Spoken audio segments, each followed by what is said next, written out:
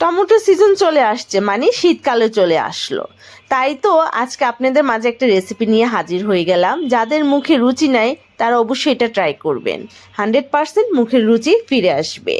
এখানে আমি আগে থেকে বেজে রাখা মাছের মাংস দিয়ে দিলাম, দেওয়ার পর হালকা একটু পানি দিয়ে দিয়েছি। তারপর দিয়ে দিব কাঁচা মরিচ কুচি, হলুদ, মরিচ, ধনেপাতা, পেঁয়াজ কুচি দিয়ে ভালো করে মিশিয়ে নেব, যাতে একটা আরেকটার সাথে ভালো করে মিশে যায়। এত সুন্দর গ্রান আসছে না, যারা একটু ঝাল ঝাল খেতে চান মরিচ আরও বাড়িয়ে দিতে পারেন। স্বাদের জন্য আর একটু লবণ দিয়ে দিলাম।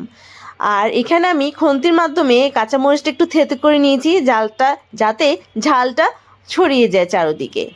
এত মজা হয়েছে, এত সুন্দর গ্রান এসেছে, তাই আমি একটু চেটে নিয়েছি। আপনাদের জিভে পানি চলে আসলে এই দায়ভার আমি নেব না, আপনারা অবশ্যই এটা বাসায় বানিয়ে খেয়ে নেবেন, খুবই মজার, মুখের রুচি ফিরে আসার জন্য।